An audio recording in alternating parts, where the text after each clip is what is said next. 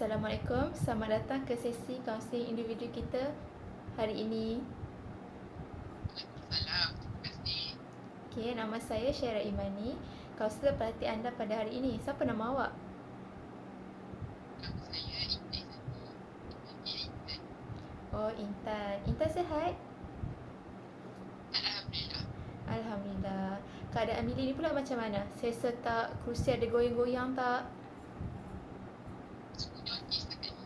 Okey, baiklah. Sebelum kita teruskan sesi, saya nak bertanyalah kat Intan. Intan sebelum ni pernah tak jalani sesi kaunseling? Dan apa yang Intan faham tentang kaunseling? Tak pernah. Ini merupakan sesi kaunseling saya yang pertama.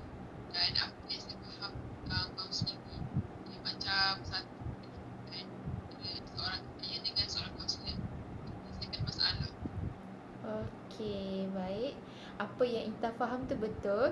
Cuma saya nak tambah sikit lah. Okey, sebenarnya kaunseling adalah satu proses berhubungan di antara kaunselor iaitu saya dan klien iaitu Intan untuk mencapai satu matlamat. Dalam kaunseling juga kita ada etika kerahsiaan. Intan tahu tak etika kerahsiaan tu apa? Saya tahu apa itu etika kerahsiaan. Okey, etika kerahsiaan itu adalah satu etika di mana saya atau Intan dilarang untuk membawa masalah ini keluar daripada sesi kaunseling kecuali jika perkara itu memudaratkan nyawa saya dan juga nyawa Intan.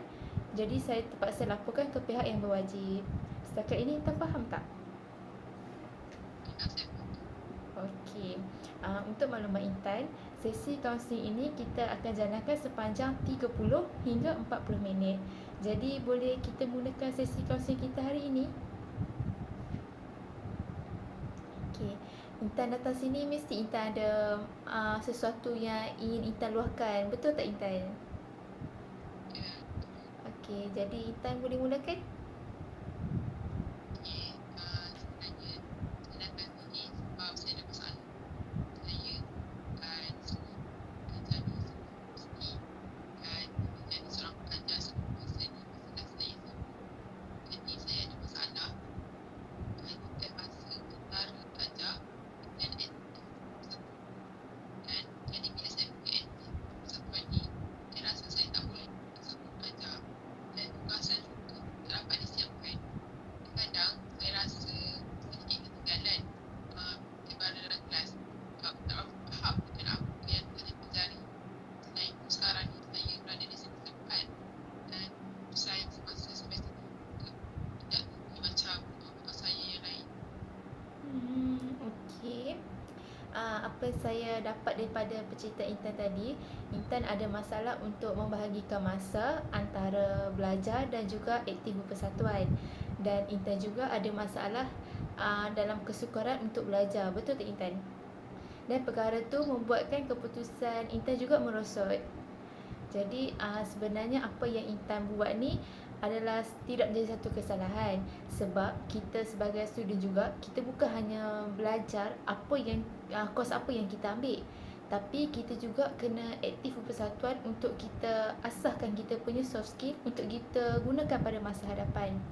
Tapi Intan kena ingat, pembahagian masa antara belajar dan juga berpersatuan sangatlah penting supaya dapat diimbangkan kedua-duanya. Sebab dua-dua tu penting kan. Jadi bila Intan berhadapan dengan masalah ni, apa perubahan yang Intan ingin lakukan? Seperti apa yang Encik katakan tadi tu, saya setuju sangat sebab kerana etika saya aktif melibatkan diri dalam persatuan. Saya tak sanggup dengan aktifnya saya dalam ini akan menjadikan saya seorang yang lebih jauh memutuskan masa. Selain itu, perkara ini juga telah membuatkan saya kalah sikitlah dalam pelajaran sebab berbanding dengan rakan-rakan yang lain, mereka jauh ke hadapan lagi. Dan saya juga ingin bersikap dan juga tingkah laku saya untuk menjadi seorang pelajar yang pandai memutuskan masa dan baik dari segi belajar dan juga aktif dalam persatuan. Saya juga tidak mahu merasakan seperti ketinggalan di dalam kelas. Jadi keputusan saya juga akan jadi baik seperti rakan-rakan yang lain. Okey, baiklah. Saya nampak apa yang perubahan yang Intan ingin lakukan. Jadi untuk capai perubahan yang Intan sebutkan tadi tu, apa tindakan yang sudah Intan lakukan? Saya cuba selesaikan tugas saya yang diberi pada awal supaya bila aktiviti tugas saya sudah tiba, saya tidak akan ada banyak tugas saya yang perlu diselesaikan. Saya juga ada menyediakan jadual waktu pelajaran mana saya boleh bahagikan masa dengan belajar dengan menghadiri program. Okey, maafkan saya Intan. Saya sedikit keliru. Tadi Intan cakap Intan kurang mahir dalam pembahagian masa antara belajar dan juga aktiviti persatuan. Tapi Intan ada sediakan jadual pelajaran di mana Intan membahagikan masa belajar dengan program yang Intan sertai. Boleh tak Intan jelaskan sedikit? Ya, betul. Saya ada menyediakan jadual pelajaran. Tidak menurutnya kerana masa yang saya rangka dan masa yang sebenar tidak selari. Contohnya, saya rangka masa untuk saya belajar 9 malam. Masa yang sebenar, kadang-kadang saya pergi menghadiri syarat persatuan. Okey, begitu. Jadi Intan tak dapat laksanakan jadual Intan sebabkan masa sebenar dengan masa yang Intan rangka tu tak tetap. Jadi setelah Intan sedar yang Intan tak dapat nak ikut jadual pelajaran yang Intan dah sediakan tu, apa tindakan yang Intan akan lakukan? Saya rasa saya jadual pelajaran saya supaya lebih fleksibel antara masa yang saya rangka dengan masa yang sebenar. Jadi saya dapat ikut jadual tersebut. Okey. Adakah Intan rasakan bahawa tu adalah cara yang berkesan untuk masalah yang dihadapi Intan? Ya, tapi mungkin juga tak. Kenapa Intan cakap macam tu? Sebab saya rasa saya boleh ikut jadual pelajaran yang baru yang saya sediakan. Tapi pada masa yang sama, saya rasakan saya tak mampu untuk mengikutnya kerana usaha saya yang tak berterusan. Okey, faham. Kalau begitu, apa lagi perancangan Intan untuk uruskan hal belajar dengan hal berpersatuan? Saya rasa saya ingin menggunakan aktiviti persatuan. Contohnya saya tak sertai terlalu banyak program dalam satu masa yang sama. Apa yang buatkan Intan memilih perancangan macam tu? Sebab saya rasakan bila sudah menggunakan aktiviti persatuan, saya akan ada banyak masa untuk belajar. Selain itu, ia akan memudahkan saya boleh bahagikan masa antara belajar dan juga bersatu. Yang saya katakan awal tadi lah, program yang banyak buatkan saya tidak terfokus semasa dan mengabaikan pelajaran. Jadi saya rasa ini adalah satu pencarian yang mungkin berkesan. Okey. Kalau Intan rasakan perancangan tu adalah berkesan untuk Intan, jadi Intan boleh teruskan. Intan ada perancangan yang lain tak selain daripada Intan sebutkan tadi tu? Saya rasa saja yang saya fikirkan. Okey, macam mana pula dengan masalah Intan dalam kesukaran untuk belajar? Apa yang Intan boleh lakukan buat masa sekarang? Kalau mungkin saya akan belajar secara persendirian dan melebihkan masa dalam belajar memandangkan banyak perkara yang saya tak faham. Dan mungkin dengan cara itu, saya dapat kecap balik apa yang diajar di dalam kelas. Okey, baguslah kalau begitu. Tapi maafkan saya Intan, boleh tak saya nak berikan satu cadangan kepada Intan? Encik, cadangan apa? Okey, cadangan saya tu, kalau Intan inginkan lebih kefahaman dalam pelajaran, Intan boleh bertanya atau belajar dengan rakan-rakan yang lain.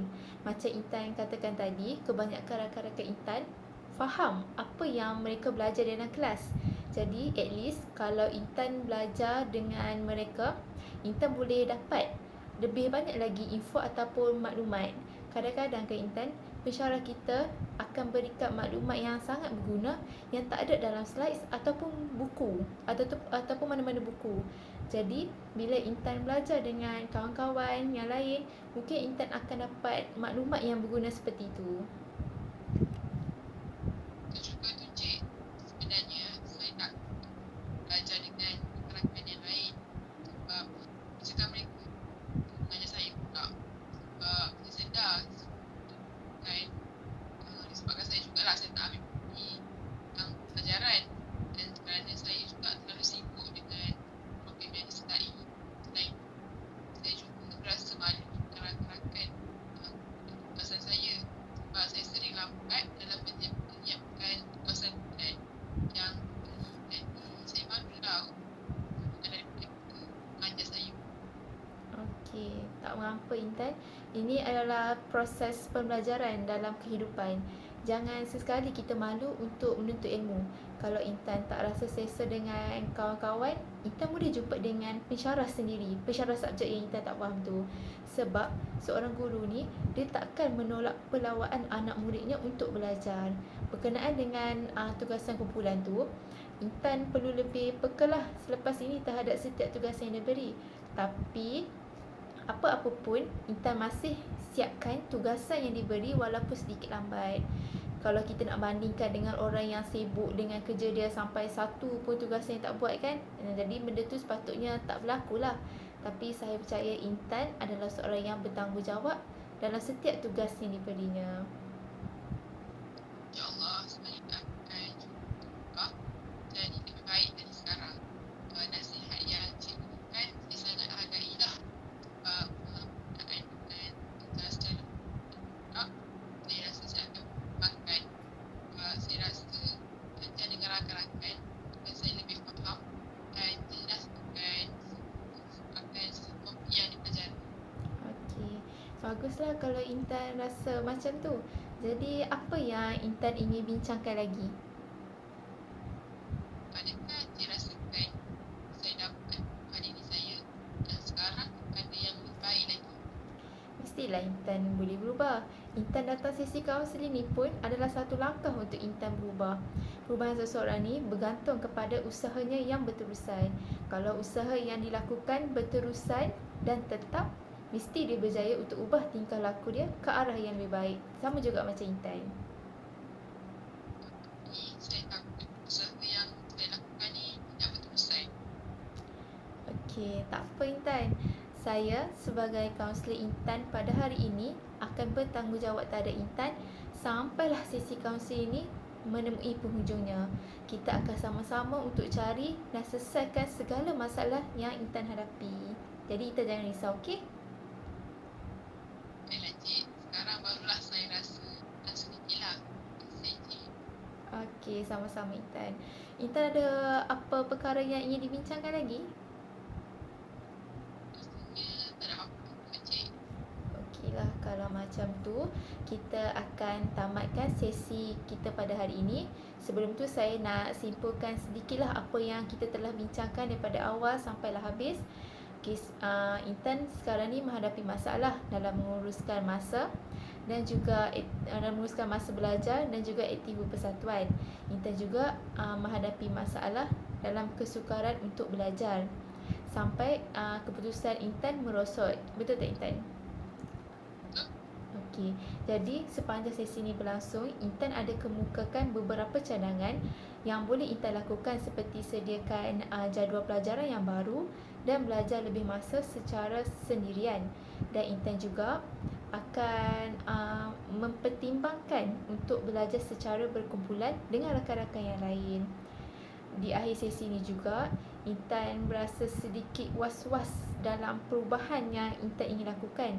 Namun tak mengapa, perubahan boleh dilakukan secara perlahan-lahan.